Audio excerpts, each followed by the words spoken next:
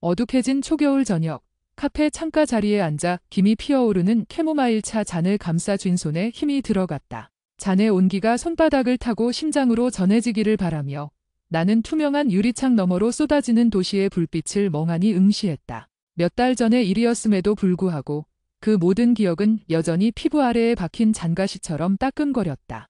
헤어진 게 잘한 일이라는 주변의 말은 수없이 들었지만 그 잘한 일이 내 마음에 남긴 상흔까지 치유해주지는 못했다. 자존감은 바닥을 쳤고 나라는 존재 자체가 누군가에게 쉽게 버려지고 약속을 지키지 않아도 되는 하찮은 것으로 느껴졌다. 1년 남짓한 시간 동안 반복된 만남과 이별, 그리고 그 속에서 나 혼자 했던 애원과 기다림, 용서의 연속. 그 모든 것이 마치 내 이마에 쉽게 상처받는 사람이라는 낙인을 찍어둔 것만 같았다. 미안해.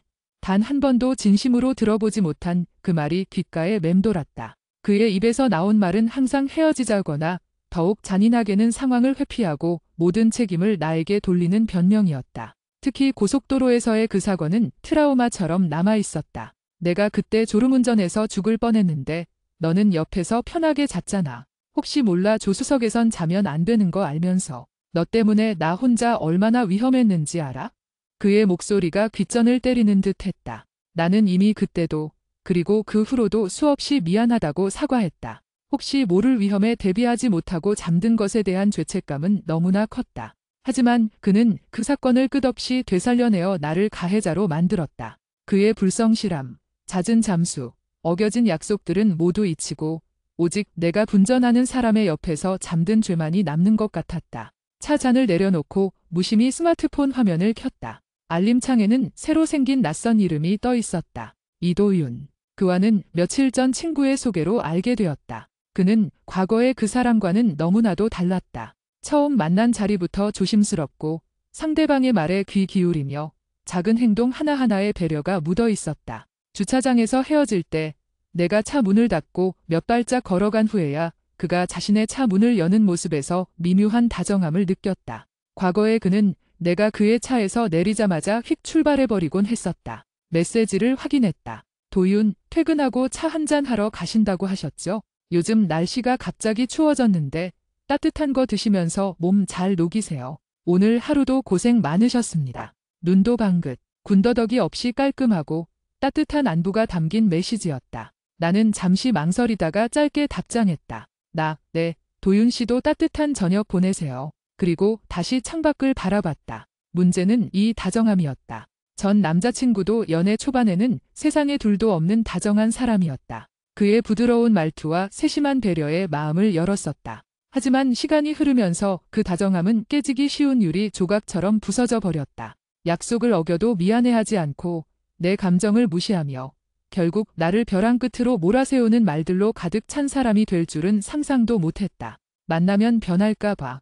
이것이 지금 내 마음을 지배하는 가장 큰 두려움이었다. 도윤 씨는 분명 좋은 사람이지만 내가 또다시 상처받을까 봐, 나 때문에 그가 힘들어질까 봐 두려웠다. 내 안의 상처가 골마 터져 새로운 관계마저 망가뜨릴까 봐. 그때 휴대폰이 다시 울렸다. 이번에는 도윤 씨가 아닌 차단과 해제를 반복하던 그 사람, 민혁에게서 온 메시지였다. 민혁, 차단 풀었다. 그냥 내가 궁금해서. 잘 지내? 가슴이 철렁 내려앉았다. 손이 떨리기 시작했고 불안감이 목을 조여왔다. 그 사람이 나에게 연락할 때마다 나는 언제나 다시 흔들렸다. 그가 연락을 끊고 잠수를 탈 때마다 느꼈던 비참함과 다시 연락이 왔을 때 느꼈던 희미한 희망이 뒤섞여 나를 괴롭혔다. 나는 심호흡을 했다. 그리고 메시지를 지우지도 답장하지도 않은 채 휴대폰 전원을 꺼버렸다. 더 이상 그의 패턴에 휘둘리고 싶지 않았다. 그에게 휘둘릴 때마다 떨어졌던 자존감을 다시 세우기 위해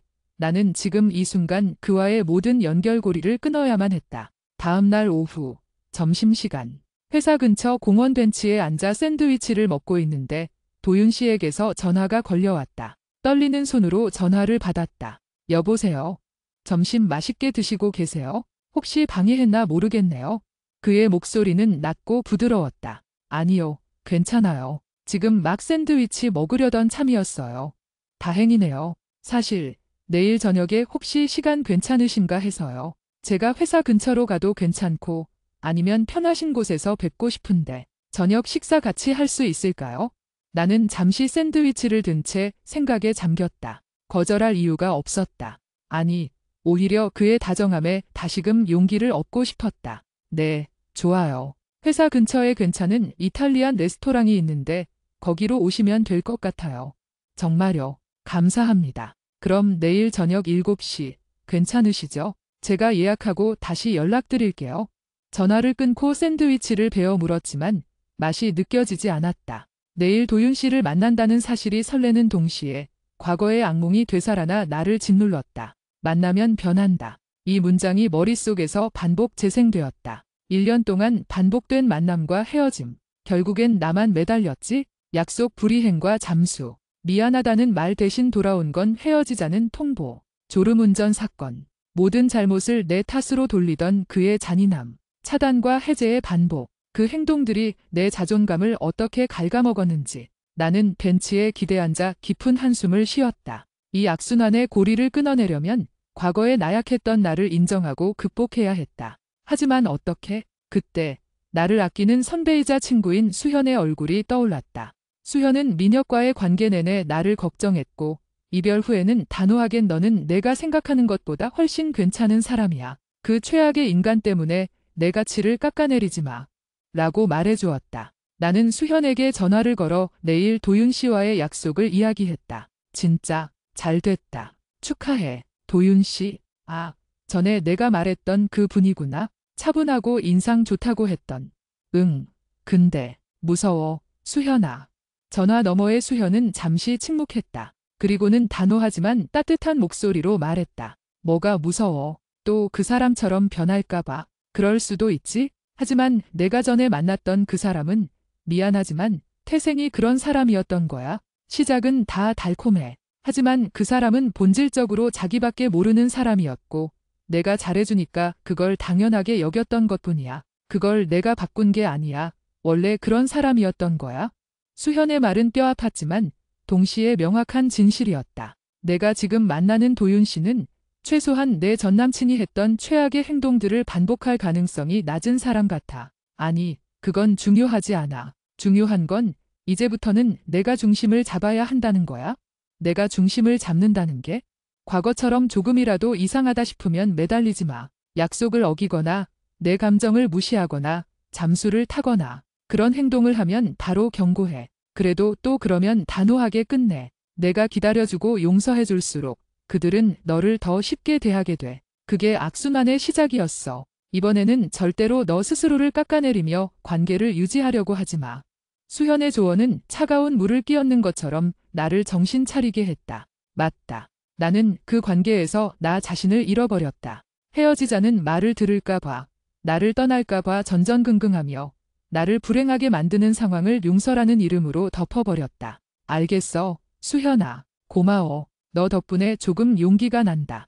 그래. 그리고 한 가지 더. 내가 그 사람 옆에서 졸았다는 이유로 죽을 뻔한 책임을 너에게 돌리던 그 말 있잖아. 그건 가스라이팅이야. 운전대를 잡은 사람이 책임을 져야지. 내가 사과할 일이 아니었어. 도윤 씨한테는 그 이야기도 하지 마. 내가 그럴 필요 없어. 새로운 사람에게는 새로운 모습만 보여줘. 내가 어떤 사람인지 숨길 필요는 없지만 구질구질한 과거에 매여 있는 모습은 보여줄 필요 없어. 전화를 끊고 벤치에 앉아 한참을 생각했다. 가스라이팅. 단어가 주는 무게감이 나를 짓눌렀다. 그래, 그는 항상 교묘하게 상황을 조작하여 나에게 죄책감을 안겼다. 내가 화를 낼 법한 상황에서도 결국에는 내가 미안하다고 말하고 있거나 내가 화를 냈다는 사실에 대해 사과하고 있는 나를 발견하곤 했다. 다음 날 저녁 6시 50분. 나는 약속 장소인 레스토랑 앞에 서 있었다. 코트 깃을 올리고 떨리는 숨을 내쉬었다. 괜찮아. 그냥 저녁 식사야. 편안하게 대화만 나누자. 잠시 후, 저 멀리서 깔끔한 검은색 코트를 입은 도윤 씨가 걸어왔다. 그는 나를 발견하고 환하게 웃었고 나는 그 미소에 왠지 모를 편안함을 느꼈다. 춥지는 않으세요? 조금 일찍 왔는데 먼저 와 계셨네요. 아니요. 저도 방금 왔어요. 오시느라 고생하셨죠? 아닙니다. 약속 시간 잘 지켜야죠.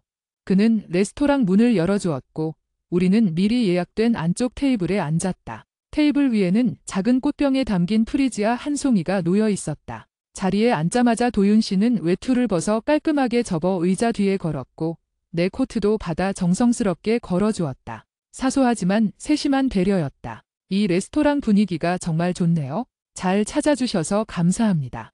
별 말씀을요. 여기가 파스타가 맛있어요. 저는 봉골레가 제일 좋더라고요.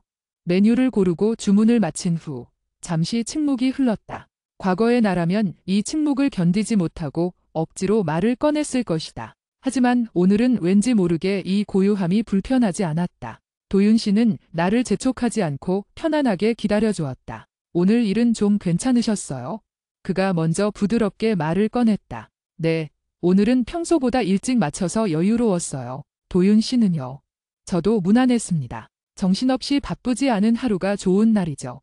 그는 잔잔하게 미소를 지었다. 이런저런 이야기를 나누었다. 취미, 좋아하는 음악, 주말에 가보고 싶은 곳들. 도윤 씨는 나의 이야기에 고개를 끄덕이며 진심으로 귀 기울였다. 그는 질문을 던질 때도 나를 식문하는 듯한 느낌이 아니라 나의 생각을 궁금해하고 이해하고 싶어 하는 태도였다. 대화 도중 나는 문득 민혁이 했던 행동이 떠올라 순간적으로 표정이 굳어졌다. 민혁은 항상 대화 중간에 내 이야기에 집중하지 않고 딴짓을 하거나 내가 중요하게 생각하는 이야기를 그래서 결론이 뭐야? 라며 잘라버리곤 했었다.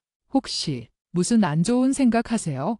도윤 씨가 조심스럽게 물었다. 나는 당황하며 고개를 저었다. 아니요. 그저 잠시 딴 생각을 했어요. 죄송해요.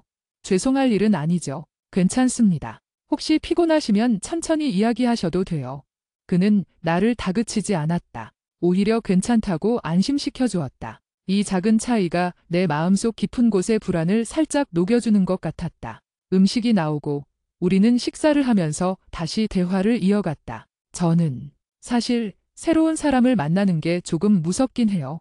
나도 모르게 속마음이 튀어나왔다. 도윤 씨는 포크를 내려놓고 나를 바라봤다. 그의 눈빛은 흔들림 없이 차분했다. 그렇게 말씀하시는 거 충분히 이해합니다. 저도 그래요. 과거의 경험이라는 게 좋든 싫든 현재의 우리에게 영향을 주니까요. 상처받는 게 두려운 건 당연합니다. 저는 이 관계를 시작하는 것에 대해 조심스럽게 생각하고 있어요. 조심스럽게 생각하신다는 게 저는 사람을 쉽게 만나고 쉽게 헤어지는 스타일은 아니에요.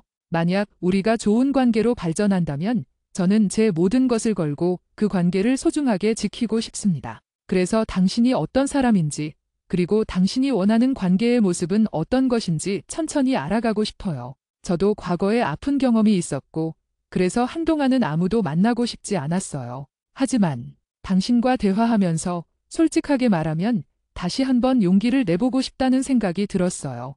그의 솔직한 고백에 나는 마음이 울렸다. 그는 자신의 취약함을 드러내는 것을 두려워하지 않았다. 민혁은 항상 자신의 약점이나 실수를 숨기려 했고 그것이 드러날 것 같으면 나를 비난하거나 화제를 돌렸다. 저도 과거에 힘든 연애를 했어요. 제가 많이 매달렸고 상대방은 약속을 잘 안 지키는 사람이었어요.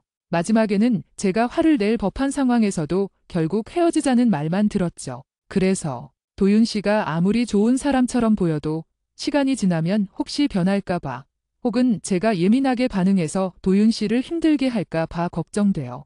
도윤 씨는 고개를 끄덕이며 경청했다. 그리고 잠시 후 말했다. 당신이 겪었던 일들이 얼마나 힘들었을지 짐작이 가네요. 그런 경험을 한 후에 새로운 관계에 대해 조심스러워지는 것은 너무나 자연스러운 반응입니다. 저는 당신의 그런 걱정을 가볍게 여기지 않을게요. 하지만 저는 당신의 전 남자친구가 아니에요. 저는 약속을 중요하게 생각하고 누군가에게 상처를 주지 않으려고 노력하는 사람입니다. 그리고 가장 중요한 것은 그는 잠시 말을 멈추고 내 눈을 지그시 바라봤다. 저는 당신이 제 옆에서 편안하고 행복하기를 바랍니다. 만약 제가 당신을 불안하게 만들거나 약속을 어기는 일이 있다면 언제든 저에게 솔직하게 말해주세요. 저는 회피하지 않고 당신의 이야기를 듣고 함께 해결하고 싶습니다. 저를 믿어달라고 강요하지 않겠습니다. 하지만 천천히 당신의 속도에 맞춰서 저를 알아가 주셨으면 좋겠어요.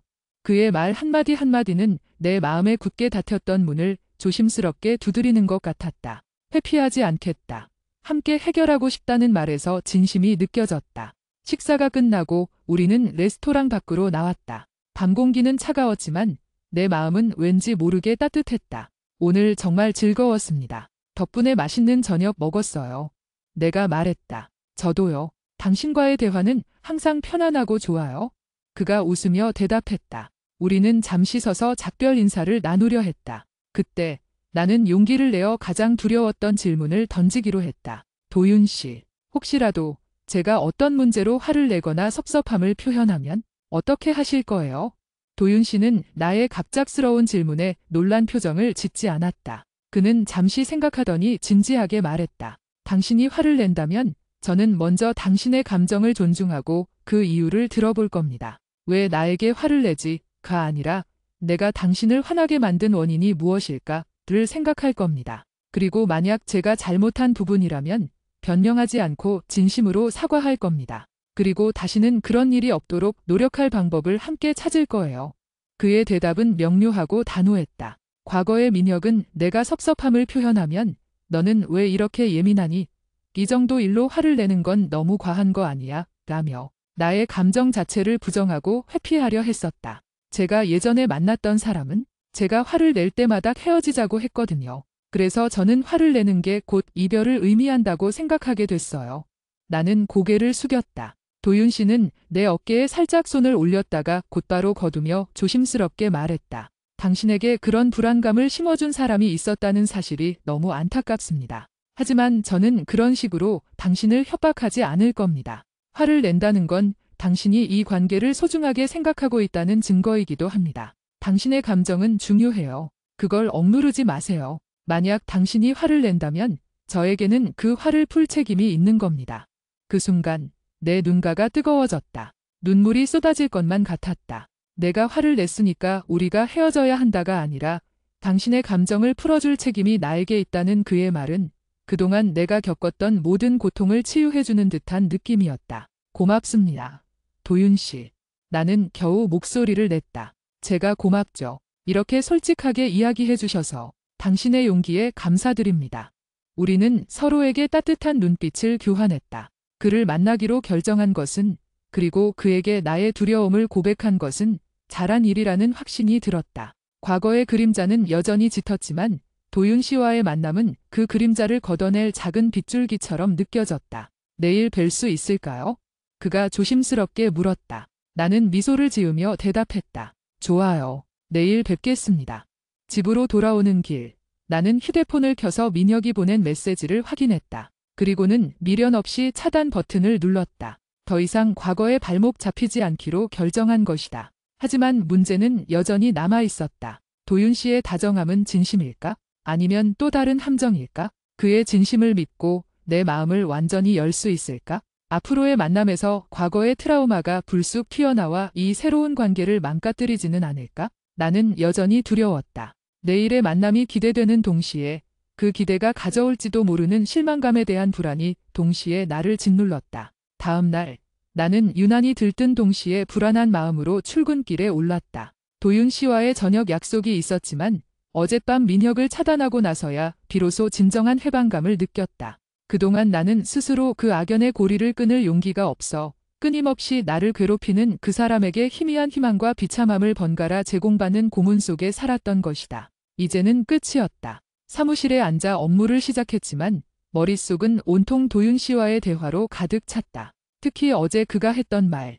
당신의 감정은 중요해요. 당신이 화를 낸다면 저에게는 그 화를 풀 책임이 있는 겁니다. 라는 말이 계속 맴돌았다. 이전 관계에서 한 번도 경험해보지 못한 오직 나를 이해하려는 시도와 존중이 담긴 말이었다. 하지만 내 안의 깊은 곳에는 여전히 회의적인 목소리가 속삭였다. 너무 완벽하잖아. 저렇게 말하는 사람이 정말 있을까? 혹시 나에게 잘 보이기 위한 가면이 아닐까? 오후 늦게 도윤 씨에게서 메시지가 왔다. 도윤, 오늘 저녁에 혹시 다른 일 없으시죠? 어제 맛있게 드신 봉골레 파스타 집 근처에 아늑하고 조용한 바가 하나 있는데 식사 후에 가볍게 와인 한잔 하실까요? 부담스러우시면 언제든 말씀해 주세요. 나는 숨을 고르고 답장했다. 네, 좋아요. 와인 한잔 하는 것도 좋을 것 같아요. 어제 저녁 내내 편안하게 해주셔서 감사했어요. 도윤, 편안하게 느끼셨다니 다행입니다. 저도 즐거웠습니다. 눈도 방긋 그럼 이따 뵙겠습니다. 퇴근 후 도윤 씨와 약속 장소 근처에서 만났다. 그는 밝게 웃으며 나를 맞이했고 그의 미소는 어제의 진심이 가득했던 눈빛처럼 따뜻했다. 우리는 작은 프랑스 가정식 레스토랑에서 저녁 식사를 했다. 어제처럼 그는 대화의 주도권을 잡으려 하지 않았고 나의 말에 진심으로 공감해 주었다. 식사 도중 나는 용기를 내어 민혁과의 관계에서 겪었던 일 중 한 가지를 털어놓기로 했다. 하지만 고속도로에서의 그 충격적인 사고는 차마 입이 떨어지지 않았다. 대신 그의 불성실함과 잠수, 그리고 매달렸던 나의 모습을 이야기했다. 저는 사실 관계가 끝날 때마다 항상 제가 매달렸어요. 헤어지자는 통보를 들을 때마다 제 잘못이 아닌데도 미안하다고 하면서 관계를 붙잡으려고 했어요. 약속을 어긴 건 그쪽인데 제가 오히려 다시는 그러지 말아달라고 빌었죠. 나는 덤덤하게 말하려 했지만 목소리가 미세하게 떨리는 것을 느꼈다. 도윤 씨는 잠시 말이 없었다. 그리고는 차분하게 내 손등 위에 자신의 손을 조심스럽게 올려놓았다. 그의 손은 따뜻하고 건조했다. 그 따뜻함이 내게 전해지자 나는 눈물이 핑 도는 것을 느꼈다. 당신이 얼마나 외롭고 불안했을지 알 것 같습니다. 관계에서 불안함을 느끼는 사람이 매달리게 되는 경우가 많아요. 그 사람의 불성실함 때문에 당신이 불안해졌고 그 불안함을 해소하기 위해 더욱 매달렸던 거죠. 그건 당신의 잘못이 아닙니다. 관계의 안정감을 깨뜨린 쪽의 책임이 훨씬 크죠. 그는 잠시 숨을 고르더니 말을 이었다. 하지만 이제는 그러지 않으셔도 돼요. 제가 당신을 불안하게 만들지 않을 겁니다. 만약 제가 약속을 어기거나 당신의 연락을 무시한다면 그건 제가 당신에게 매달려도 모자랄 판이죠. 나는 눈물을 훔치며 그의 손을 마주 잡았다. 이 남자는 나에게 괜찮다고 말해주는 대신 나의 상처의 근원을 정확히 짚어주고 자신이 앞으로 어떻게 행동할지를 명확하게 약속해주고 있었다. 저를 믿어봐도 될까요? 내가 조심스럽게 물었다. 그는 진지하게 고개를 끄덕였다. 믿어보세요. 그리고 만약 제가 당신의 믿음을 저버리는 행동을 한다면 주저하지 말고 저에게 실망했다고 말해주세요. 저는 당신의 실망을 회피하지 않고 마주할 겁니다. 식사 후 우리는 그가 말했던 작은 바에 갔다. 바는 어둡고 아늑했으며 잔잔한 재즈 음악이 흘러나왔다. 우리는 바 테이블에 나란히 앉아 레드와인 한 잔씩을 주문했다. 와인을 마시며 우리는 조금 더 깊은 이야기를 나누었다. 그는 자신이 과거에 겪었던 연애의 어려움에 대해서도 솔직하게 이야기했다. 그것은 나에게 나만 힘든 게 아니구나라는 위로를 주었다. 대화가 무르익자 나는 결국 고속도로에서의 그 사건을 이야기해야겠다는 용기를 얻었다. 이 진실을 그에게 털어놓지 않고는 온전한 나로 그를 만날 수 없을 것 같았다. 도윤 씨, 저에게는 정말 트라우마처럼 남아있는 일이 하나 있어요. 나는 와인잔을 만지작거리며 천천히 말을 이었다. 전 남자친구와 1박 2일로 여행을 갔다가 돌아오는 길이었어요. 제가 조수석에 앉아 있었죠. 피곤해서 저도 모르게 잠이 들었는데 그때 그 사람이 졸음운전을 해서 정말 큰 사고가 날 뻔했어요. 나는 숨을 멈췄다. 도윤 씨는 아무 말 없이 나를 응시했다. 재촉하는 눈빛이 아니었다. 그때 그 사람이 저에게 뭐라고 했는지 아세요? 내가 졸음운전해서 죽을 뻔했는데 너는 옆에서 편하게 잤잖아. 혹시 몰라 조수석에선 자면 안 되는 거 알면서 너 때문에 나 혼자 얼마나 위험했는지 알아? 라고 했어요. 이야기를 하면서 그 당시의 억울함과 공포, 그리고 나를 짓눌렀던 죄책감이 다시 살아나 목이 메었다. 저는 그때부터 계속 그게 제 잘못인 것만 같았어요. 제가 깨어 있었더라면, 제가 말을 걸었더라면 그런 일이 없었을 텐데. 저는 그때부터 수없이 미안하다고 사과했어요. 그런데도 그 사람은 그 얘기를 헤어질 때마다, 그리고 싸울 때마다 꺼내서 저를 비난했어요. 제가 정말 그렇게 미안해해야 할 일이었을까요? 말을 마치자마자 눈물이 왈칵 쏟아졌다. 나는 테이블 위에 놓인 냅킨을 황급히 찾아 눈물을 닦았다. 수많은 밤을 혼자 울며 되뇌었던 질문이었다. 정말 내 잘못이었을까?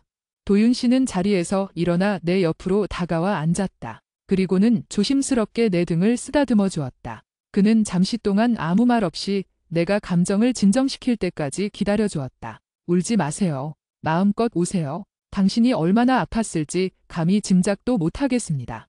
그가 내 감정을 인정해주자 나는 더 크게 울음을 터뜨렸다. 그 울음은 죄책감과 억울함, 그리고 그 관계에서 겪었던 모든 고통을 한꺼번에 쏟아내는 해방의 울음이었다. 내가 진정되자 도윤 씨는 냅킨을 건네주며 따뜻한 물 한 잔을 식혀주었다. 이제 제 이야기를 들어주세요. 당신이 가장 듣고 싶었던 이야기일 겁니다.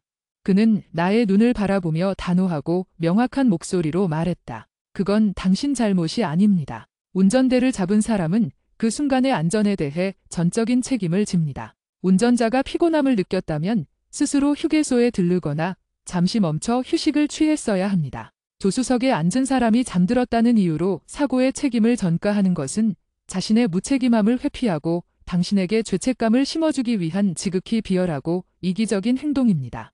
그의 말은 마치 어둠 속에 갇혀있던 나에게 비추는 강력한 빛과 같았다. 당신은 사과할 필요가 전혀 없었어요. 오히려 당신의 전 남자친구는 당신에게 졸음운전을 해서 위험하게 만들었다고 진심으로 사과했어야 했어요. 너 때문에 죽을 뻔했다는 말은 폭력입니다. 명백한 감정적 폭력이자 상대방을 깎아내려 관계를 통제하려는 가스라이팅이에요.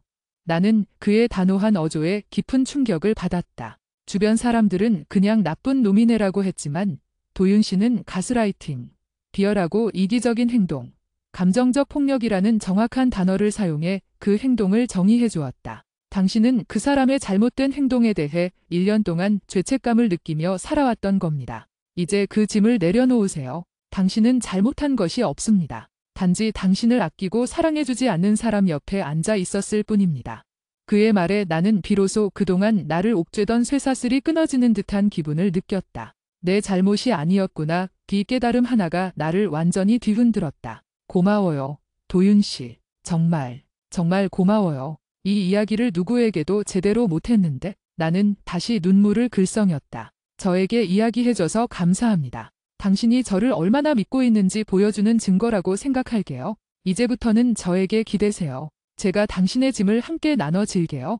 그는 내 손을 잡고 따뜻하게 미소 지었다. 그 미소 속에는 어떤 가식이나 숨겨진 의도도 느껴지지 않았다. 그저 진정한 공감과 위로, 그리고 지지였다. 저는 당신이 지금 얼마나 용기 있는 행동을 했는지 알아주셨으면 좋겠어요. 힘든 과거를 털어놓는 것은 가장 어려운 일 중 하나입니다. 당신은 강해요. 그날 밤, 도윤 씨는 집 앞까지 나를 바래다 주었다. 주차장에서 헤어질 때 그는 문득 나를 보며 진지한 표정을 지었다. 오늘 당신의 아픈 이야기를 들어서 마음이 무거워요. 하지만 당신이 저에게 솔직해져서 기쁩니다. 저는 당신이 상처받지 않도록 노력할 겁니다. 그리고 약속드리죠. 저는 절대 당신과의 관계에서 도피하지 않을 겁니다. 문제가 생기면 함께 마주하고 이야기할게요. 나는 고개를 끄덕였다. 저도 도윤 씨를 믿고 용기 낼게요. 그는 환하게 웃으며 말했다. 그럼 내일 다시 연락드리겠습니다. 푹 쉬세요. 헤어지고 집에 돌아와 침대에 누웠지만 잠이 오지 않았다. 도윤 씨의 말이 머릿속에서 계속 재생되었다. 그건 당신 잘못이 아닙니다. 나는 그 말을 수백 번 되뇌었다. 그에게 모든 것을 털어놓고 그의 지지를 받은 후 내 안의 공포는 조금 옅어졌지만 여전히 완전히 사라진 것은 아니었다. 만약 도윤 씨가 나에게 실망하면 어떡하지? 내가 너무 과거에 얽매여서 이 관계를 망치는 건 아닐까? 나는 다시 휴대폰을 들어 수현에게 메시지를 보냈다. 수현아. 나 오늘 도윤 씨에게 그 졸음운전 이야기 다 했어. 몇 분 후 수현에게서 전화가 걸려왔다. 대박. 너 정말 용기 냈다. 그래서 그 사람이 뭐라고 했어? 수현은 흥분한 목소리였다. 나는 도윤 씨가 했던 말을 하나도 빠짐없이 수현에게 전해주었다. 도윤 씨가 가스라이팅이라고 정의해주고 당신의 잘못이 아니다라고 단호하게 말해준 부분까지. 맙소사. 야, 축하한다. 내가 드디어 그 짐을 내려놓을 수 있는 사람을 만난 것 같아. 그 사람은 정말 내 전남친과는 달라. 보통 그런 이야기를 들으면 남자들은 당황하거나 아니면 달가 다 해줄게 같은 빈말로 넘어가려고 하거든. 근데 감정적 폭력, 가스라이팅, 무책임함 같은 단어를 쓰면서 상황을 정확하게 정의하고 심지어 화가 났을 때 그 화를 풀어줄 책임이 나에게 있다고 말한 건 진짜야. 그는 건강한 관계를 만들 줄 아는 사람이야. 수현의 격려에 나는 눈물이 났다. 근데 그래도 무서워. 너무 좋은 사람이라서 나중에 변할까 봐. 들어봐. 세상에는 두 종류의 다정함이 있어. 하나는 관계 초반에 나에게 잘 보이기 위한 다정함이고 다른 하나는 상대방을 인간적으로 존중하고 배려하는 본질적인 다정함이야. 수현은 차분하게 설명을 이어갔다. 내 전남친의 다정함은 전자에 가까웠어. 목적이 달성되면 쉽게 사라지는. 하지만 도윤 씨가 보여주는 건 후자 같아. 이건 내가 가진 불안함에 대처하는 방식을 보면 알 수 있어. 내 전남친은 내 불안함에 헤어지자로 답했지만 도윤 씨는 내 불안함에 별표 사인 책임감 별표 사인과 별표 사인 솔직함 별표 사인으로 답했잖아. 그건 변하지 않는 거야. 왜냐면 그게 그 사람의 인격이니까. 내가 이 불안감을 완전히 떨쳐낼 수 있을까? 당연히 시간이 걸리겠지? 하지만 도윤 씨와 함께라면 돼. 이제 내가 할 일은 딱 하나야. 그를 시험하지 마. 내 전남친처럼 행동하는지 아닌지 끊임없이 의심하고 시험하려고 하지 마. 그에게도 상처가 될 수 있어. 대신 내 마음속에서 불안함이 올라올 때 그 불안함을 혼자 삭히지 말고 도윤 씨에게 이야기해. 이러이러한 상황이 과거의 기억을 떠올리게 해서 조금 불안해요. 라고 솔직하게 말해. 그러면 도윤 씨는 내 불안을 해소해주기 위해 노력할 거고 그 노력들이 쌓여서 내 믿음이 단단해질 거야. 알겠지? 수현과의 대화는 나에게 큰 힘이 되었다. 나는 이제 그와의 관계를 시험이 아닌 신뢰를 쌓는 과정으로 바라보기로 결심했다. 다음 날 주말이었다. 도윤 씨는 아침 일찍 간단한 커피 데이트를 제안했다. 우리는 동네의 작은 로스테리 카페에서 만났다. 커피를 마시며 편안하게 대화를 나누던 중 나는 그의 약속 이행에 대한 태도를 조금 더 알고 싶어졌다. 도윤 씨는 약속 시간을 정말 잘 지키시는 것 같아요. 어제도 그제도 약속 시간 5분 전에 도착하셨더라고요. 내가 웃으며 말했다. 도윤 씨는 어깨를 으쓱하며 말했다. 저는 약속을 지키는 게 상대방에 대한 가장 기본적인 예의라고 생각해요. 5분을 기다리게 하면 그 사람의 5분을 훔치는 것과 같다고 생각해서요. 그의 말은 평범했지만 나에게는 깊은 울림을 주었다. 민혁은 항상 10분, 20분씩 늦는 것이 일상이었고 내가 늦으면 어때? 기다리는 게 사랑이지라는 식의 태도를 보였다. 제가 예전에 만났던 사람은 약속을 자주 어겼어요. 심지어 친구들과 술 마신 다음 날에는 저와의 약속을 그냥 잊어버리고 잠수를 타기도 했고요. 나중에는 약속을 지키는 것이 저에게는 굉장히 중요한 기준이 되었어요. 나는 솔직하게 나의 트라우마를 고백했다. 도윤 씨는 커피잔을 내려놓고 진지한 표정으로 말했다. 그럼요. 당연히 중요한 기준이죠. 당신에게는 약속이 존중받고 있다는 신호였을 텐데 그걸 계속 깨뜨린 건 상대방이 당신을 존중하지 않았다는 뜻입니다. 제 생각에는 당신이 약속을 중요하게 생각하는 것은 전혀 과한 요구가 아니에요. 저는 만약 피치 못할 사정으로 약속을 지키기 어렵게 된다면 최소한 미리 연락해서 양해를 구하고 지연되는 시간에 대해 사과할 겁니다. 그게 최소한의 책임입니다. 그의 단호한 태도에 나는 안심했다. 그는 내 과거의 아픔을 예민함으로 치부하지 않고 당연한 요구로 인정해 주었다. 그날 오후 우리는 산책을 하며 이야기를 나누었다. 도윤 씨는 자신의 직장 생활, 가족 관계 등 사적인 영역에 대해서도 솔직하게 이야기해 주었다. 모든 것이 건강하고 안정적으로 보였다. 우리가 공원을 걷고 있을 때 갑자기 도윤 씨의 전화가 울렸다. 그는 전화를 받았고 나는 몇 발짝 뒤에서 그가 통화하는 것을 기다렸다. 네, 팀장님. 아, 네네. 주말에 죄송합니다. 아니요, 지금 약속이 있는데 괜찮습니다. 제가 메모해 놓겠습니다. 네, 지금 당장 필요한 자료가 있다면 제가 가서 처리하고 오겠습니다. 그가 통화를 끊자마자 나에게 돌아왔다. 그의 얼굴에는 미안함이 가득했다. 죄송합니다. 회사에 급한 일이 생겨서요. 1시간 안에 처리해야 할 데이터가 있는데 제가 아니면 안 될 것 같다고 하셔서요. 죄송하지만 저 지금 회사에 잠깐 다녀와야 할 것 같아요. 내 심장이 다시 뛰기 시작했다. 별표 사인 약속을 어긴 별표 사인이라는 단어가 머릿속에 떠올랐다. 과거 민혁은 이런 상황이 생기면 연락도 없이 잠수를 타버리거나 회사 일이니까 어쩔 수 없잖아라는 식으로 나에게 책임을 전가했다. 하지만 도윤 씨는 달랐다. 그는 사과하고 상황을 설명하고 내 양해를 구하고 있었다. 아, 네, 괜찮아요. 회사 일이니까요. 나는 애써 침착하게 말했다. 하지만 내 안의 불안한 목소리가 속삭였다. 봐, 이제부터 시작이야. 분명히 핑계대고 연락 끊을걸.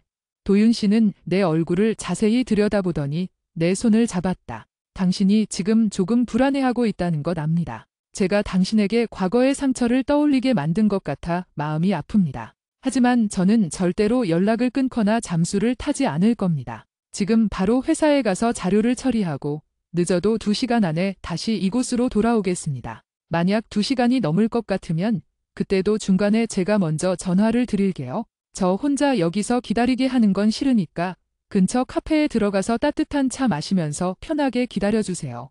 그의 말은 나의 불안을 잠재우기에 충분했다. 그는 나의 감정을 읽어주었고 자신이 어떻게 행동할지 구체적인 약속을 해주었다. 네, 알겠어요. 저는 근처 카페에서 기다릴게요. 일 잘 처리하고 오세요. 고맙습니다. 절대로 오래 걸리지 않을게요. 도윤 씨는 급하게 택시를 잡아 타고 떠났다. 나는 약속한 대로 근처 카페에 들어가 창가 자리에 앉았다. 시계를 보며 시간을 확인했다. 2시간.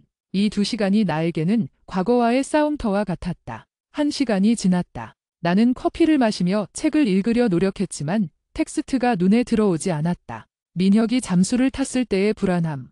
휴대폰을 쥐고 초조하게 기다리던 그 밤들이 떠올랐다. 혹시 도윤 씨도 그냥 가버린 건 아닐까? 나에게 실망해서 이 핑계로 연락을 끊으려는 건 아닐까?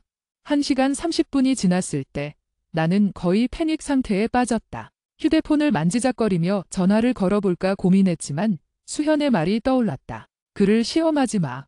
1시간 50분 휴대폰이 울렸다. 도윤 씨였다. 도윤, 죄송합니다. 일이 조금 예상보다 길어져서 지금 막 끝났어요. 바로 택시 잡고 당신에게 가는 중입니다. 5분 안에 도착할게요. 늦어서 정말 죄송합니다. 나는 떨리는 손으로 메시지를 읽었다. 그는 약속했던 2시간 안에 연락했고 곧 도착할 것이라고 했다. 5분 후 도윤 씨가 헐레벌떡 카페로 들어섰다. 그는 땀을 흘리고 있었고 외투도 제대로 여미지 않은 채였다. 죄송합니다. 많이 기다리셨죠? 정말 제가 미리 연락드렸어야 했는데 일이 너무 급하게 몰아쳐서요.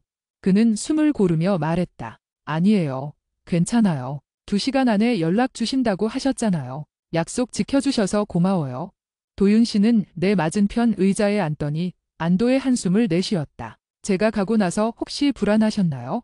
나는 솔직하게 말했다. 네, 사실 조금 불안했어요. 과거에 너무 비슷한 상황이 많아서 연락 없이 잠수 타는 일이 많았거든요.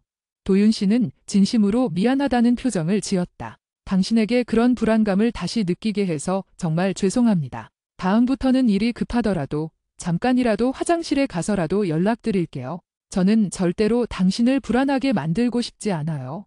그는 커피를 한 모금 마시더니 진지하게 말을 이었다. 제가 잠수를 타지 않고 약속한 시간보다 조금 늦었더라도 연락을 드리는 것. 이게 제가 당신에게 드릴 수 있는 신뢰의 증거라고 생각합니다. 당신은 약속을 중요하게 생각하는 사람이잖아요. 저는 그 약속을 깨지 않을 겁니다. 앞으로도 계속해서요.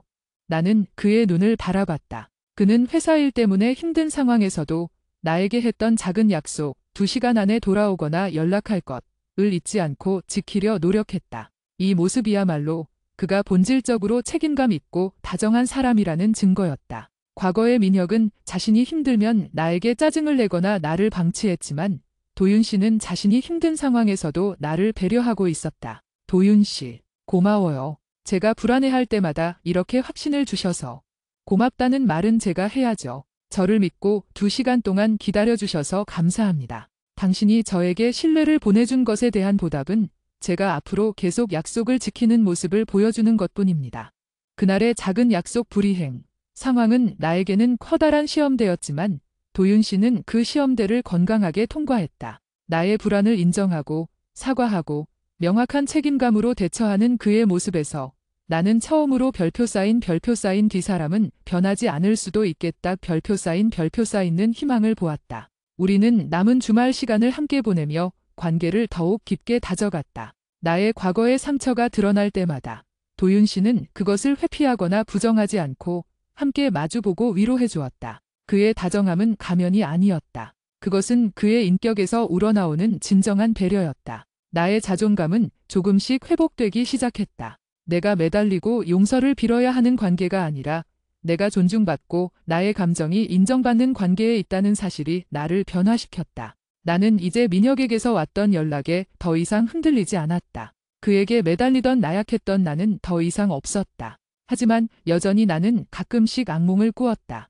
고속도로에서의 그 순간, 그리고 너 때문에라는 그의 잔인한 목소리. 나의 트라우마는 뿌리 깊게 박혀 있었다. 도윤 씨는 나의 상처를 이해해 주었지만 그 상처를 완전히 지워내는 것은 오로지 나 자신의 몫임을 알고 있었다. PHN3. 도윤 씨와 만남을 이어가면서 나는 점차 내가 잃어버렸던 나 자신을 되찾는 기분이었다. 민혁과의 관계에서 나는 끊임없이 그의 기분을 살피고 그의 변덕에 맞춰 나의 감정을 숨겨야 했지만 도윤 씨 옆에서는 그럴 필요가 없었다. 그는 나의 솔직한 감정을 요구했고 나의 생각을 존중했다. 이 안정감 속에서 나의 자존감은 단단한 집안 위에 집을 짓듯 서서히 회복되고 있었다. 어느 날 우리는 주말을 맞아 함께 도심을 벗어나 드라이브를 가기로 했다. 도윤 씨가 운전대를 잡고 나는 조수석에 앉았다. 차는 뻥 뚫린 고속도로를 시원하게 달리고 있었다. 창밖으로 초가을의 노랗고 붉은 풍경이 빠르게 스쳐 지나갔다.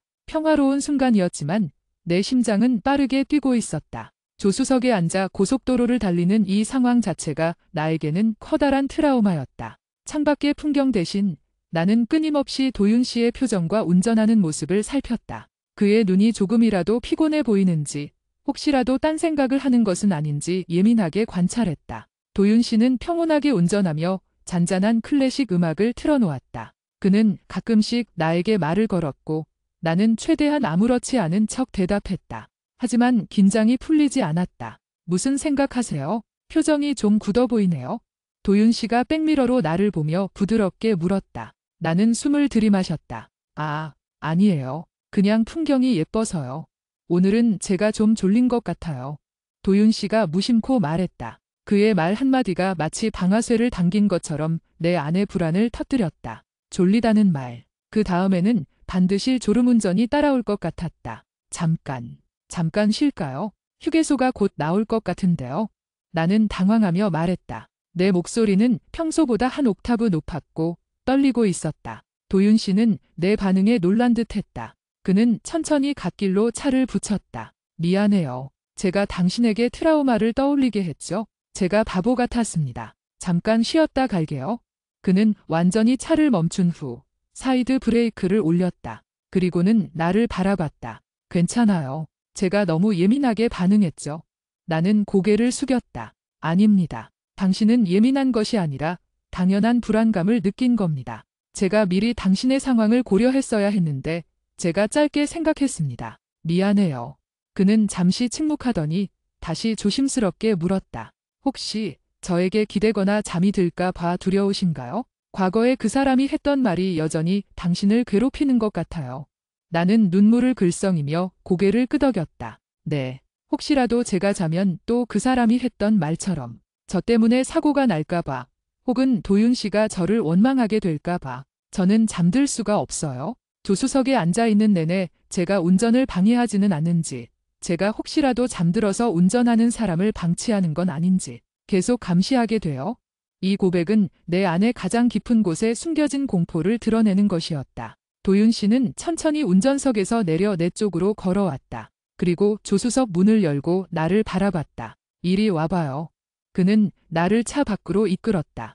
우리는 갓길 옆 안전한 풀밭에 나란히 섰다. 차들이 쌩쌩 지나가는 소리가 귓가를 때렸지만 그의 존재가 나를 안심시켰다. 당신은 이제 그 잔인한 말의 감옥에서 나와야 합니다. 그 사람은 당신에게 죄책감을 심어서 자신을 통제하려고 했을 뿐이에요.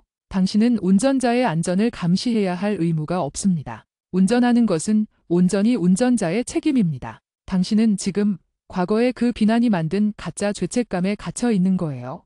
그는 내 두 손을 잡고 진심을 담아 말했다. 오늘 여행은 잠시 중단하죠. 저는 지금 이 상태로 운전하는 당신을 보고 싶지 않아요. 당신은 지금 편안함을 느껴야 하는데 두려움에 갇혀 있잖아요. 도윤 씨, 괜찮아요. 여행은 다음에 가면 되죠. 하지만 저는 이 문제를 여기서 해결하고 싶어요. 그는 나를 차 뒷좌석으로 안내했다. 그리고는 트렁크에서 무릎 담요 하나를 꺼냈다. 자, 뒷좌석에 편하게 기대세요. 그리고 담요 덮고 잠시 눈을 붙여도 좋아요. 제가 운전하는 동안 당신이 잠든다고 해서 제가 당신을 원망하거나 비난할 일은 절대 없을 겁니다. 오히려 제가 당신을 편안하게 해주지 못했다는 자책을 할 겁니다. 나는 뒷좌석에 앉아 그의 말을 곰곰이 생각했다. 그는 내가 도망치고 싶었던 고속도로 위, 조수석이 아닌 가장 안전한 뒷좌석에서 잠을 잘 수 있는 환경을 제공해 주었다. 이것은 단순한 배려가 아니라 나의 트라우마를 정면으로 마주하고 그것을 깨부수려는 적극적인 시도였다. 도윤 씨, 저는 정말 괜찮아요. 그냥 운전하세요. 아닙니다. 저는 당신이 잠시라도 눈을 붙였으면 좋겠어요. 그리고 저는 이 차를 운전하기 전에 당신에게서 잠을 자도 괜찮다는 허락을 받고 싶어요. 당신이 나에게 주는 믿음이 저에게는 가장 중요해요.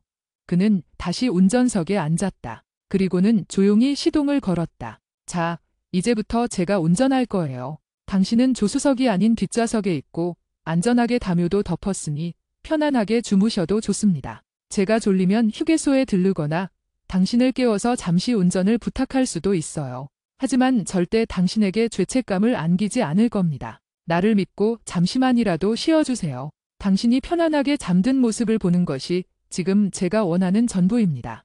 나는 그의 확신에 찬 목소리에 안도감을 느꼈다. 그동안 짓눌러왔던 긴장이 한꺼번에 풀리면서 눈꺼풀이 무거워졌다. 나는 담요를 덮고 뒷좌석에 편안하게 기대어 잠이 들었다. 차는 다시 고속도로를 달리기 시작했다. 엔진 소리와 잔잔한 음악 소리가 자장가처럼 들렸다. 얼마나 시간이 흘렀을까? 나는 문득 눈을 떴다. 차는 한 휴게소 주차장에 멈춰 있었다. 도윤 씨는 운전석에 앉아 나를 내려다보고 있었다. 잘 잤어요. 그는 부드럽게 속삭였다. 네. 얼마나 잤어요? 1시간 정도요. 당신이 잠든 모습이 너무 편안해 보여서 깨우지 못하고 저도 잠시 쉬었습니다. 피곤하지 않으세요? 괜찮습니다. 당신이 편안하게 쉬는 모습을 보니 제가 더 힘이 나네요. 그는 운전석에서 내려 뒷좌석 문을 열어주었다. 그리고는 나를 안아주었다. 그의 따뜻한 포옹 속에서 나는 안전함을 느꼈다. 이제 깨달으셨으면 좋겠습니다. 당신이 잠들어서 사고가 난 것이 아니라 운전자가 무책임하게 운전을 했기 때문에 위험했던 겁니다. 당신은 잘못한 것이 아무것도 없어요. 나는 그의 품에 안겨 고개를 끄덕였다. 그 순간 내 안의 트라우마가 깊은 뿌리째 뽑히는 듯한 느낌을 받았다. 말로만 들었던 위로가 아니라 경험을 통해 얻은 치유였다. 휴게소에서 우리는 따뜻한 커피를 마시며 다시 일상적인 대화를 나누었다. 우리는 더 이상 여행을 강행하지 않기로 했다. 도윤 씨는 나를 배려하여 방향을 돌려 집 근처로 돌아가기로 했다. 집으로 돌아오는 길, 나는 조수석에 앉았다. 하지만 아까와는 달리 불안함이 느껴지지 않았다. 내가 잠들어도 그가 졸리면 알아서 멈추거나 나에게 도움을 요청할 것이라는 신뢰가 생겼기 때문이다. 그 신뢰는 도윤 씨가 자신의 행동으로 직접 보여준 책임감에서 비롯된 것이었다. 도윤 씨, 저 오늘 정말 고마웠어요. 저의 가장 큰 불안을 정면으로 마주할 용기를 주셔서. 도윤 씨는 미소를 지었다. 별 말씀을요. 저는 당신의 옆에서 당신을 괴롭히는 모든 과거의 그림자를 함께 걷어내고 싶어요. 당신은 그럴 자격이 있는 사람입니다. 며칠 후, 우리는 정식으로 연인이 되었다. 우리의 관계는 여느 연인들처럼 달콤했지만 그 기저에는 굳건한 신뢰와 존중이 깔려 있었다. 나는 더 이상 그에게 매달리거나 그의 약속 불이행에 불안해하지 않았다. 그는 내가 요구하지 않아도 스스로 약속을 지키려 노력했고 내가 섭섭함을 표현할 때면 회피 대신 진심 어린 사과와 해결책을 제시했다. 하지만 인간관계라는 것은 언제나 변수가 생기는 법이었다. 도윤 씨가 맡고 있던 프로젝트가 갑자기 막바지에 이르면서 야근이 잦아졌다. 주말에도 출근해야 하는 일이 많아졌다. 자연스럽게 우리의 만남 횟수가 줄어들었고 연락도 평소보다 뜸해졌다. 내 마음속에서는 다시 불안의 그림자가 스멀스멀 올라오기 시작했다. 바빠서 연락을 못하는 걸까? 아니면 나에게 소홀해지기 시작한 걸까? 바쁘다는 핑계로 나를 놓으려는 건 아닐까? 이젠 나에게 흥미를 잃은 걸까? 과거 민혁은 바쁘다는 핑계로 연락을 끊고 잠수를 타기 일쑤였고 나중에는 아예 연락이 두절되기도 했었다. 그 기억이 나를 괴롭혔다. 금요일 저녁, 도윤 씨가 야근 때문에 약속을 취소했다. 도윤, 정말 미안해요. 오늘까지 마무리해야 할 데이터가 있는데 예상보다 훨씬 늦어질 것 같아요. 오늘은 도저히 당신 얼굴 볼 염두도 못 낼 것 같습니다. 주말에 꼭 만회할게요. 나는 괜찮다고 답장했지만 마음은 그렇지 않았다. 토요일 오전까지도 도윤 씨에게서는 별다른 연락이 없었다. 오후 2시경, 나는 결국 참지 못하고 그에게 메시지를 보냈다. 나, 도윤 씨, 혹시 오늘은 언제쯤 끝날까요? 괜찮으면 잠깐이라도 얼굴 보고 싶은데 1시간이 지나도록 답이 없었다. 2시간이 지나자 내 안의 불안감은 극에 달했다. 봐, 변했잖아. 이제 바쁘다는 핑계로 나를 무시하는 거야? 결국 그 사람과 똑같아지는 거지? 나는 거의 울기 직전이었다. 전화를 걸까 말까 수십 번 망설이다가 결국 전화를 걸었다. 신호음이 계속 갔지만 그는 전화를 받지 않았다. 부재중 전화 한 통. 이것이 과거 민혁과의 이별 패턴의 시작이었다. 부재중 전화, 그리고 이어지는 잠수, 마지막에는 헤어지자는 통보. 나는 절망감에 휩싸였다. 역시 나는 또다시 버려지는구나. 내가 누군가에게 끝까지 소중할 수는 없는 걸까? 그때 도윤 씨에게서 전화가 왔다. 나는 심장이 멎는 듯했다. 여보세요? 나의 목소리는 잔뜩 잠겨 있었다. 미안해요. 회의 중이라 전화를 못 받았어요. 무슨 일이에요? 혹시 급한 일 있어요?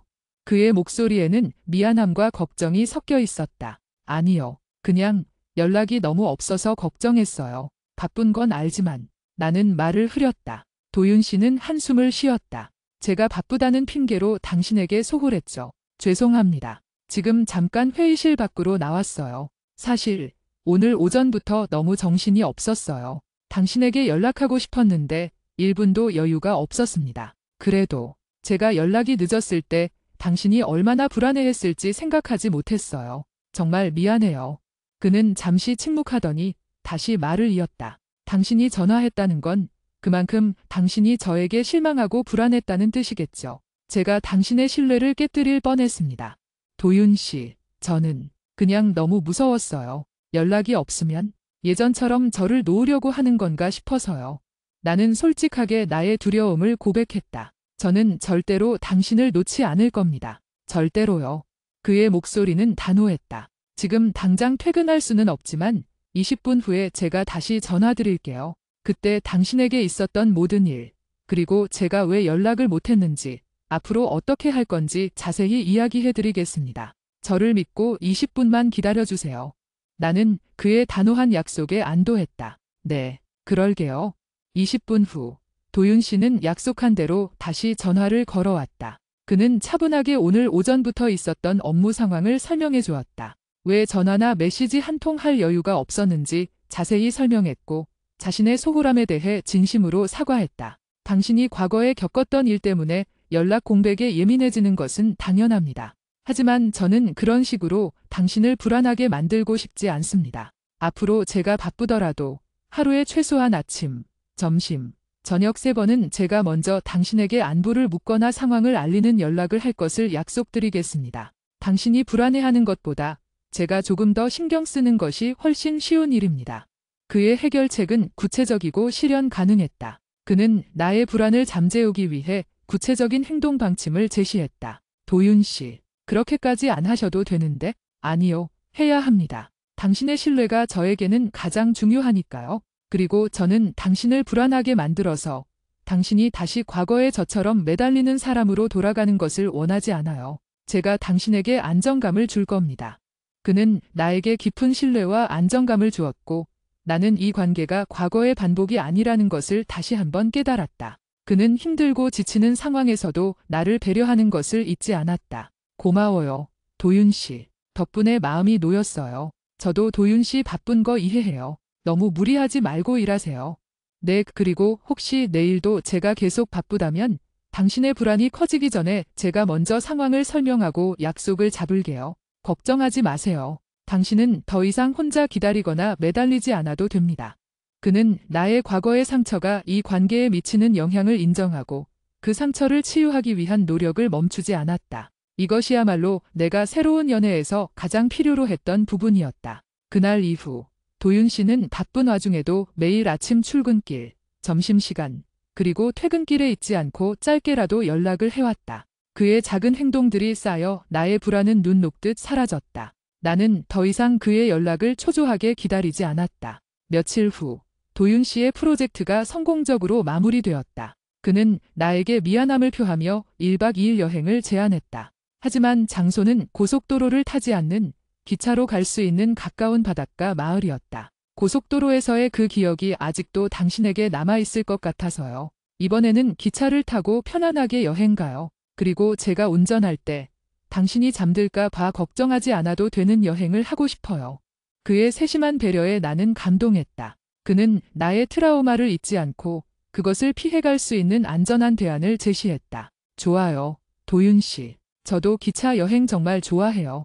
우리는 기차를 타고 바닷가 마을로 떠났다. 기차 안에서 우리는 나란히 앉아 창밖을 바라보았다. 창가에 기대어 편안하게 잠든 나를 발견하고 나는 문득 깨달았다. 나는 이제 조수석에서도 기차 안에서도 도윤 씨 옆이라면 안전하게 잠들 수 있는 사람이 되었다는 것을. 더 이상 깨어 있어 그의 안전을 감시하거나 그의 원망을 들을까 두려워하지 않아도 되었다. 이 관계는 나에게 치유와 회복의 과정이었다. 민혁은 나의 자존감을 짓밟고 나를 벼랑 끝으로 몰았지만 도윤 씨는 나의 깨진 조각들을 조심스럽게 맞춰주고 나에게 다시 날개를 달아주었다. 하지만 이 관계가 완전히 안정화되고 나 역시 완전히 치유되었다고 믿었을 때 마지막 시험이 찾아왔다. 바로 민혁의 재등장이었다. 도윤 씨와 행복한 시간을 보내던 어느 주말 휴대폰에 모르는 번호로 연락이 왔다. 나는 스팸인 줄 알고 무시했지만 문자로 이어진 내용은 나를 다시 과거로 끌어내렸다. 모르는 번호 차단을 풀어도 메시지 차단까지 한 건 너무하네. 나 민혁이야. 너 잘 지낸다고 소문 들었는데 궁금해서. 혹시 나 아직도 미워하니? 내 손은 떨리기 시작했다. 나는 분명히 그를 차단했지만 그는 다른 번호로 집요하게 연락해 온 것이다. 나의 치유된 자존감과 행복이 이 한 통의 메시지로 인해 흔들리기 시작했다. 나의 가장 큰 두려움은 내가 다시 그의 존재에 흔들리는 나약한 사람이라는 것을 도윤 씨가 알게 되는 것이었다. PHN4. 민혁의 메시지를 받은 순간 심장이 차갑게 식는 것을 느꼈다. 그동안 도윤 씨와의 관계 속에서 조심스럽게 쌓아 올렸던 평화와 안정감이 와르르 무너지는 듯 했다. 메시지를 받고 휴대폰을 내려놓았지만 손은 여전히 떨리고 있었다. 그가 다른 번호로 집요하게 연락해왔다는 사실 자체가 나를 다시 불안하게 만들었다. 가장 두려운 것은 그의 존재 자체가 아니라 그의 존재에 내가 다시 흔들리는 나약한 사람임을 도윤 씨가 알게 되는 것이었다. 도윤 씨는 나를 이렇게 단단하게 만들어 주었는데 내가 여전히 과거의 그림자에 붙잡혀 있다면 그에게 너무 미안하고 실망스러울 것 같았다. 우리는 바로 그날 저녁 도윤 씨의 집에서 함께 저녁 식사를 하기로 약속한 상태였다. 나는 애써 아무렇지 않은 척 겉옷을 챙겨 입고 그의 집으로 향했다. 도착했을 때 도윤 씨는 환하게 웃으며 나를 맞이했다. 그의 집에서는 내가 좋아하는 향긋한 로즈마리 향과 함께 맛있는 음식 냄새가 났다. 그는 앞치마를 두르고 능숙하게 파스타 소스를 끓이고 있었다. 오늘 메뉴는 제가 특별히 공들인 봉골레 파스타예요. 당신이 제일 좋아하는 거잖아요. 도윤 씨가 눈웃음을 지으며 말했다. 나는 억지로 미소를 지었지만 마음속은 천둥이 치는 듯 했다. 테이블 위에 놓인 와인 잔을 보며 와인 한 잔이라도 마시면 이 불안이 가라앉을까 생각했다. 무슨 일 있어요? 아까부터 표정이 조금 어둡네요.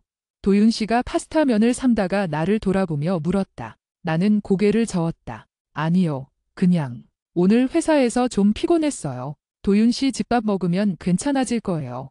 하지만 그는 나의 어색한 미소와 떨리는 눈빛을 놓치지 않았다.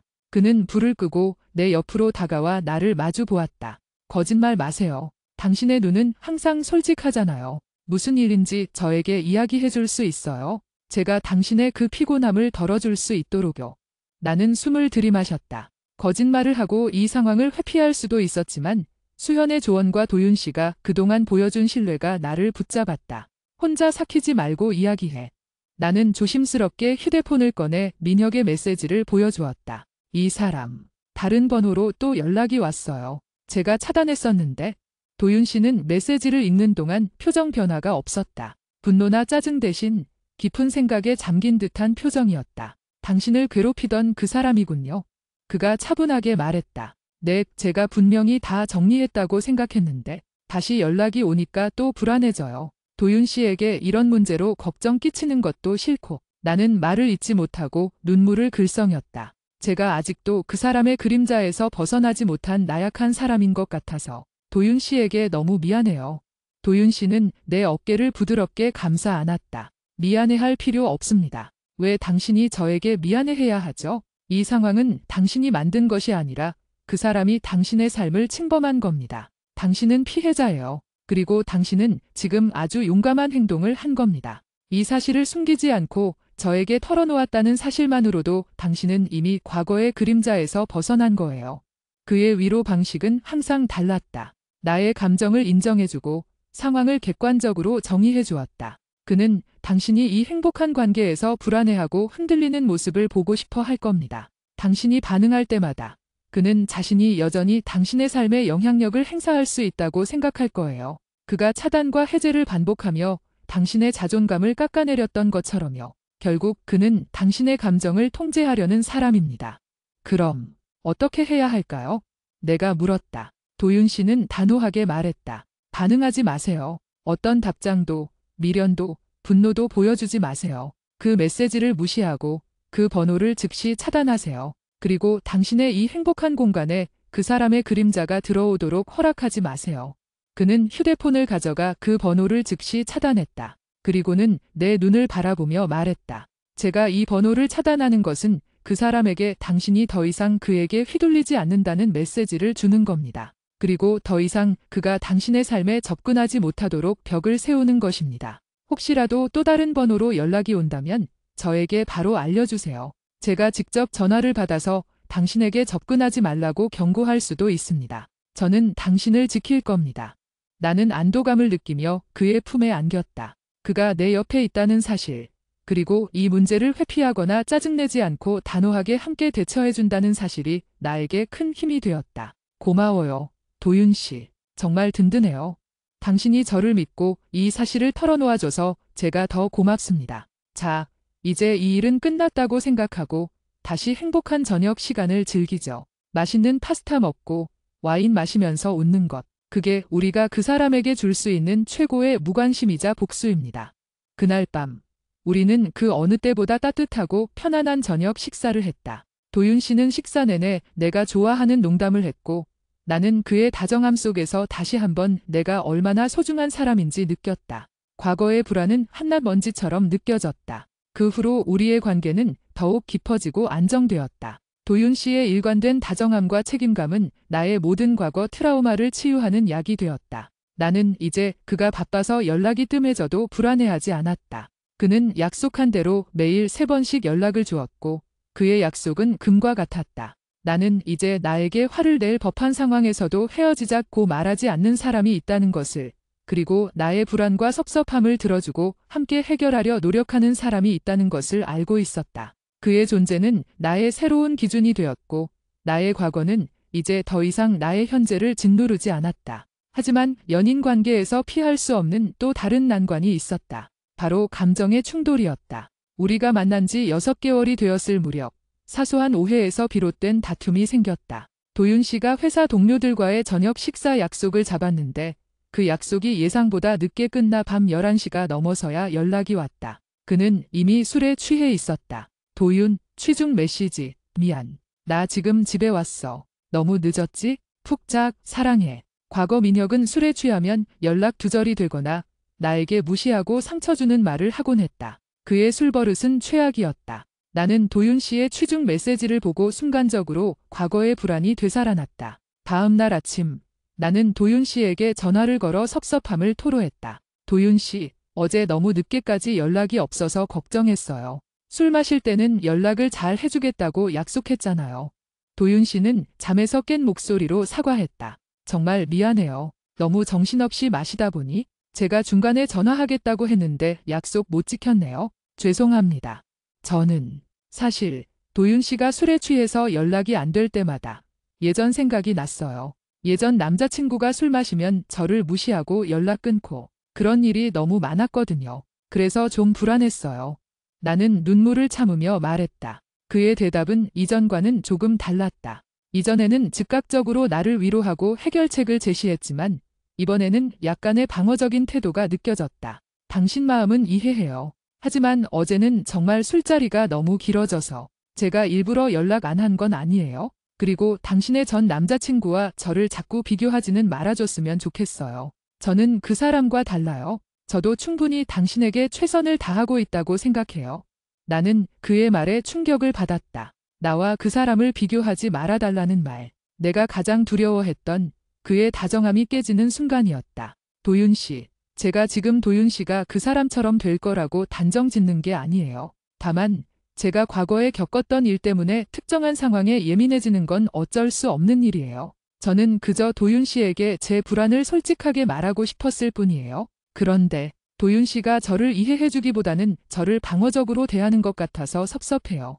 도윤 씨는 잠시 말이 없었다. 긴 침묵 끝에 그의 목소리가 들렸다. 이번에는 방어적인 태도가 아닌 진심으로 생각하고 말하는 듯한 톤이었다. 미안해요. 제가 순간적으로 방어적이었습니다. 제가 당신의 섭섭함이나 불안을 나에 대한 비난으로 받아들였던 것 같아요. 당신은 그저 저에게 솔직하게 당신의 감정을 공유한 건데 제가 제 감정을 보호하려고 당신의 감정을 무시했습니다. 정말 죄송합니다. 그는 잠시 숨을 고르더니 말을 이었다. 저는 제가 당신의 전 남자친구와 완전히 다르다고 생각했어요. 그래서 당신이 저에게 과거의 경험을 토대로 불안감을 표현했을 때 저의 노력이 인정받지 못하는 것 같아 순간적으로 섭섭했습니다. 하지만 당신의 말대로 저는 당신의 불안함을 비난할 권리가 없습니다. 저는 당신의 불안함을 인정하고 그것이 생기지 않도록 노력할 의무가 있는 사람입니다. 약속을 못 지킨 것은 분명 제 잘못입니다. 사과합니다. 그의 솔직한 고백에 내 마음이 녹아내렸다. 완벽한 사람이라서 다정한 것이 아니라 자신의 실수와 감정을 인정하고 사과할 줄 아는 건강한 사람이기 때문에 다정했던 것이다. 고마워요, 도윤 씨. 저도 미안해요. 도윤 씨를 오해했어요.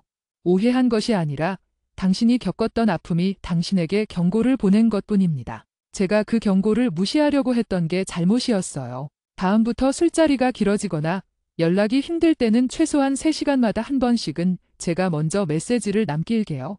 약속 시간을 지키는 것은 우리의 신뢰를 지키는 가장 중요한 방법이니까요.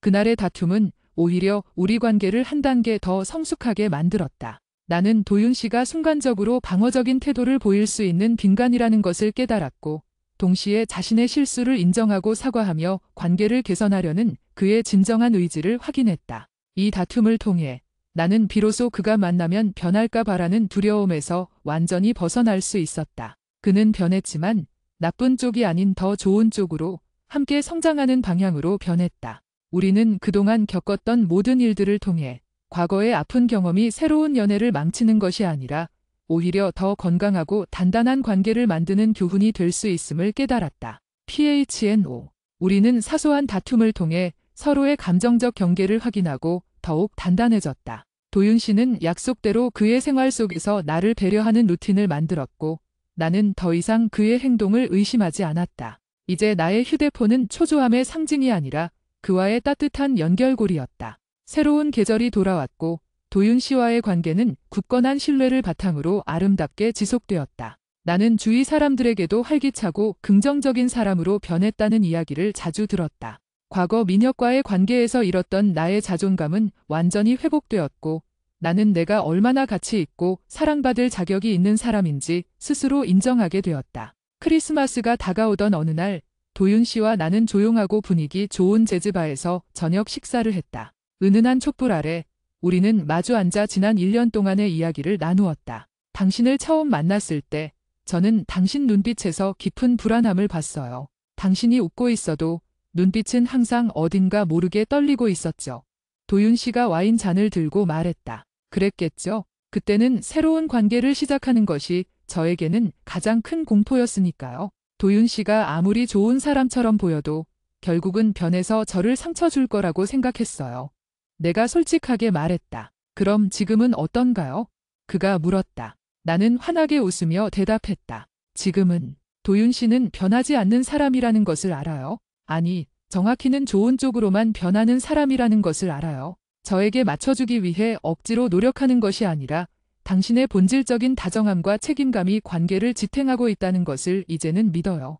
도윤 씨는 내 손을 잡고 부드럽게 쓰다듬었다. 저는 사실 당신이 겪었던 일들을 처음 들었을 때 화가 나기보다는 당신이 얼마나 외로웠을까 하는 생각에 마음이 아팠어요. 그 졸음운전 사건 이야기는 정말 잔인했죠. 자신의 무책임함을 사랑하는 사람에게 전가하다니. 그 모든 비난을 당신이 혼자 견뎌왔다는 사실이 저를 가장 슬프게 했어요. 그는 잠시 숨을 고르더니 깊은 눈빛으로 나를 바라봤다. 하지만 당신은 그 모든 아픔을 극복하고 저와 함께 이 관계를 만들 용기를 냈습니다. 당신은 제가 만난 사람 중에 가장 강하고 아름다운 사람입니다. 당신이 과거의 상처 때문에 저를 믿지 못하고 불안해할 때도 있었지만 저는 그럴 때마다 당신에게 화를 내기보다 오히려 내가 더 잘해야지라고 다짐했어요. 당신의 불안은 당신이 과거에 겪었던 고통의 크기를 증명하는 것이었으니까요. 우리는 서로의 진심을 확인하며 깊은 대화를 나누었다. 그 대화 속에서 나는 마지막 남은 과거의 찌꺼기까지 모두 털어버린 듯한 기분을 느꼈다. 몇 주 후, 도윤 씨는 나에게 작은 이벤트를 준비했다. 우리의 첫 데이트 장소였던 그 이탈리안 레스토랑에서였다. 그는 평소보다 훨씬 일찍 도착해 꽃다발을 들고 나를 기다리고 있었다. 레스토랑에 들어서자 그는 나에게 환하게 웃으며 장미꽃 한 다발을 건넸다. 이게 뭘까요? 오늘 무슨 특별한 날인가요? 내가 웃으며 물었다. 네, 오늘은 특별한 날입니다. 당신이 저에게 당신의 미래를 허락해 주셨으면 하는 날이니까요. 그는 무릎을 꿇고 작은 상자를 열었다. 상자 안에는 단정하고 빛나는 반지가 들어 있었다. 당신을 처음 만났을 때 저는 당신이 가진 모든 불안함과 두려움을 보았습니다. 하지만 동시에 당신이 가진 따뜻한 마음과 강인함도 보았습니다. 저는 당신의 그 아픈 과거를 지워줄 수는 없겠지만 앞으로의 미래에 당신에게 불안함과 상처를 주지 않을 것을 약속합니다. 그의 목소리는 떨렸지만 눈빛은 흔들림 없이 확신에 차 있었다. 저는 약속을 지키는 사람입니다. 당신에게 했던 모든 약속, 잠수하지 않겠다는 약속, 당신의 감정을 회피하지 않겠다는 약속, 그리고 운전할 때 당신에게 안전함과 편안함을 주겠다는 약속. 이 모든 것을 저는 앞으로 평생 지킬 겁니다. 그는 숨을 고르고 말을 이었다. 저와 결혼해 주세요. 제가 당신의 영원한 안식처가 되어 드릴게요. 당신은 더 이상 매달리거나 기다리거나 당신의 가치를 깎아내릴 필요가 없습니다. 제가 당신을 사랑하고 존중하고 아끼는 이 관계 속에서 당신은 영원히 안전할 겁니다. 눈물이 쏟아졌다. 행복해서, 그리고 그동안의 모든 고통이 이 순간 치유되는 것 같아서였다. 민혁과의 관계에서 짓밟혔던 나의 자존감, 내가 사랑받을 자격이 없다고 느꼈던 모든 순간들이 주마등처럼 스쳐 지나갔다. 그리고 그 모든 아픔을 겪고도 결국 나는 이렇게 진실하고 좋은 사람을 만나 영원한 사랑을 약속받고 있었다. 도윤 씨, 나는 울먹였다. 네, 당신에게서 네라는 대답을 들을 때까지 여기서 일어나지 않을 겁니다. 그가 미소를 지었다. 네, 저도 도윤 씨와 함께 할게요. 평생 함께 해줘요. 저에게 이런 행복을 선물해줘서 고마워요.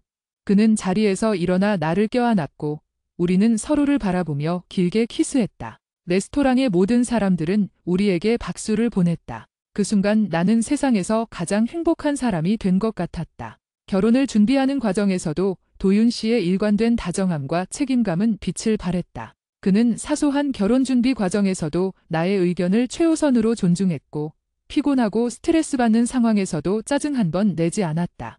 나에게는 이제 확신이 있었다. 도윤 씨는 만나면 변하는 사람이 아니라 별표 쌓인 만나면 함께 성장하고 그 관계를 지키기 위해 끊임없이 노력하는 사람 별표 쌓인이었다. 나는 문득 민혁과의 관계가 나에게 남긴 마지막 숙제를 떠올렸다. 바로 자신을 탓하지 않는 것이었다. 나는 그동안 그 사람과의 관계가 최악이었음에도 불구하고 내가 매달리지 않았다면, 내가 더 잘했더라면이라는 자책을 완전히 떨쳐내지 못했다. 결혼식이 다가오던 주말, 나는 도윤 씨와 함께 우리가 자주 갔던 공원을 걸었다. 도윤 씨, 저에게는 아직도 완전히 해결하지 못한 감정이 하나 있어요. 뭔데요? 그가 내 손을 잡고 걸으며 물었다. 민혁과의 관계가 최악이었던 건 맞지만 제가 그 관계를 그렇게 오래 끌고 가면서 스스로를 깎아내린 것에 대해 후회가 남아요. 그때 내가 좀 더 단호했더라면 내 자존감이 그렇게까지 바닥을 치지는 않았을 텐데. 도윤 씨는 걸음을 멈추고 나를 바라봤다. 햇살 아래 그의 눈빛은 맑고 진지했다. 당신이 그때 단호하게 끊어내지 못했던 것은 당신이 약해서가 아닙니다. 당신은 사랑했기 때문에 끊어내지 못했던 겁니다. 누군가를 사랑하고 믿었기 때문에 그 사람이 변할 것이라는 희망을 놓지 못하고 기다렸던 겁니다. 하지만 그게 저를 너무 힘들게 했잖아요. 그렇죠. 하지만 그건 당신의 사랑을 악용한 그 사람의 잘못이지, 당신의 사랑 방식이 잘못된 것이 아닙니다. 당신은 사랑을 했고 그 사랑에 최선을 다했습니다. 다만 그 사랑을 받을 자격이 없는 사람에게 당신의 소중한 감정을 낭비했을 뿐입니다. 그는 내 얼굴을 감싸 안고 말했다. 이제 더 이상 자신을 탓하지 마세요. 당신은 최악의 관계 속에서 최선을 다했습니다. 그리고 그 경험을 통해 이제는 어떤 사람이 당신의 진정한 사랑을 받을 자격이 있는지 구별할 수 있는 지혜를 얻었습니다. 그 지혜가 바로 저에게 온 선물이고요. 당신의 모든 과거는 지금의 당신을 만든 소중한 과정이었습니다. 나는 비로소 그동안 나를 짓눌렀던 모든 자책감을 내려놓았다. 내가 매달렸던 것이 비굴함이 아니라 순수한 사랑의 표현이었음을 인정하자 마음이 편안해졌다. 그리고 이제는 그 순수한 사랑을 받을 자격이 있는 도윤 씨에게 모든 것을 쏟아부을 수 있게 되었다. 우리는 행복하게 결혼했다. 식장에는 수많은 사람들이 모여 우리의 새로운 시작을 축하해 주었다. 결혼식이 끝난 후 도윤 씨와 나는 허니문을 떠나기 위해 공항으로 향했다. 우리가 탄 차가 고속도로에 진입했을 때 나는 평온하게 조수석에 앉아 창밖을 바라보았다. 창밖의 풍경은 아름다웠고 내 옆에는 믿음직한 도윤 씨가 운전하고 있었다. 도윤 씨, 저 조금 졸려요. 내가 말했다. 도윤 씨는 미소를 지으며 나의 머리를 부드럽게 쓰다듬었다. 마음 편하게 주무세요. 제가 당신을 목적지까지 안전하게 데려다 줄게요.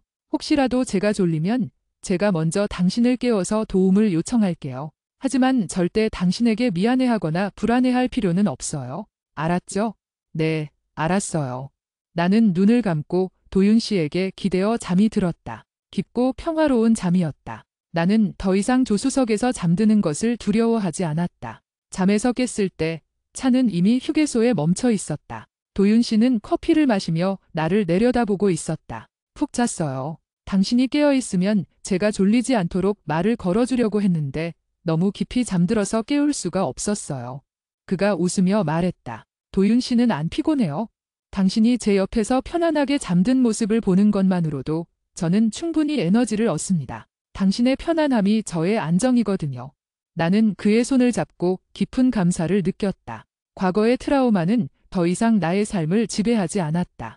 그 트라우마는 도윤 씨와의 건강한 관계를 통해 완전히 치유되었다. 이제 나는 안다. 앞으로의 연애가 무서웠던 것은 내가 새로운 관계에 적응하지 못할까 봐 두려웠던 것이 아니라 또다시 존중받지 못하고 매달리는 관계에 갇힐까 봐 두려웠던 것이다. 하지만 이제 나는 가장 다정하고 책임감 있고 나를 존중해주는 사람의 옆에 있다. 그리고 나는 스스로에게 약속했다.